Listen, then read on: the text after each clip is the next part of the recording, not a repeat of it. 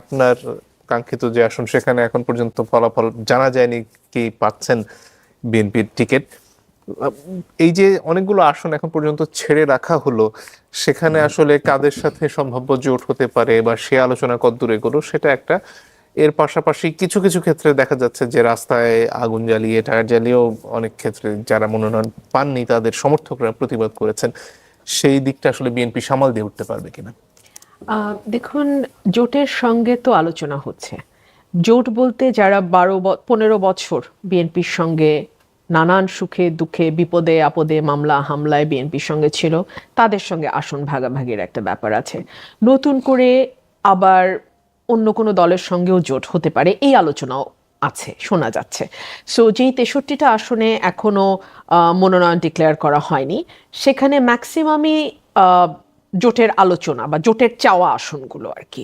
মানে আলোচনা তো ঠিক না, জোট তো কিছু আসন চেয়েছে যেগুলো বিএনপি কনসিডার করবে, বা যেটা ভাই বললেন যে উইনেবল ক্যান্ডিডেটকে, উইনিং ক্যান্ডিডেটকে, সেটা দেখবে বিএনপি। সো আপাতত সেই 63টা উইথ হোল্ড আছে, আমারটাও অন হোল্ডেই আছে। আর যেটা আপনি বলছেন যে মনোনয়ন না পেয়ে যেই প্রতিবাদটা, এখন দেখুন, এখানে আপনি এটাকে নানানভাবেই দেখতে পারেন। এক হচ্ছে যে এত বড় একটা দল প্রতিটি আসনে, মানে কি বলবো, 10 জন পর্যন্ত মনোনয়ন প্রত্যাশী আছে, এরকমও আছে 3-4 জন তো অন অ্যান অ্যাভারেজ, কিন্তু 10-12 জন প্রত্যাশী এমনও আছে। সো সেখান থেকে একজনকে বাছাই করা is really very tough, really very tough. So তারপরেও তো এই বাছাইটা করতে হয়। সে কারণেই কিন্তু মনোনয়ন দেওয়ার আগে ভারপ্রাপ্ত চেয়ারম্যান বারবার আমাদের সঙ্গে বসেছেন, আমাদেরকে জানিয়েছেন, আমাদেরকে বলেছেন যে সকলকে তো মনোনয়ন দেওয়া যায় না।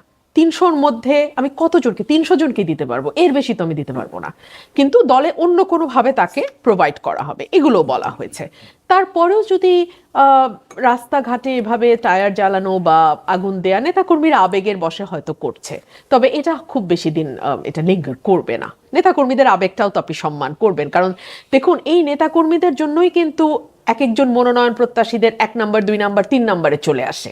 এত নেতাকর্মীর মধ্যে নেতাকর্মীর ভালোবাসা, নেতাকর্মীদের ত্যাগ, নেতাকর্মীদের শ্রম, নেতাকর্মীদের ঘামেই কিন্তু আমরা এতদূর আসি যে আমরা মনোনয়নটা প্রত্যাশা করতে পারি।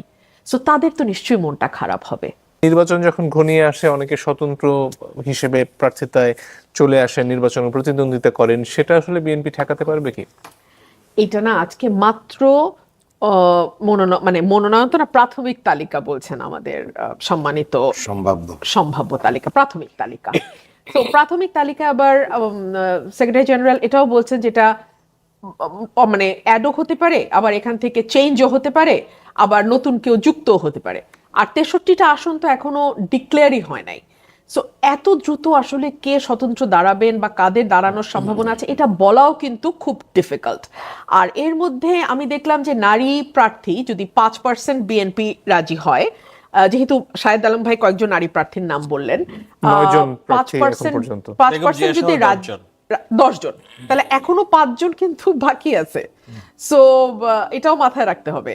সুতরাং এত দ্রুত আমার মনে হয় স্বতন্ত্র নিয়ে বলার আর বাইরেও যেসব আসনে নির্বাচন কমিশনে দ্বন্দ্ব আছে, ওগুলোর ভার্ডিক্ট অপেক্ষা করছে। সেগুলো আমার আসলেও ভার্ডিক্ট অপেক্ষা করছে, আসনটা ভার্ডিক্ট অপেক্ষা করছে। আমি স্টিল বিশ্বাস করি যে শি ইজ কামিং। আমি জানি বাগেরহাট 2-এর একজন ওনার আসনে মানে একেবারে নিশ্চিত প্রার্থী, কিন্তু ওনারটা দ্বন্দ্বের কারণে আটকে আছে। তো এরকম নানান আমার সীমানা নিয়ে এখনো দ্বন্দ্ব।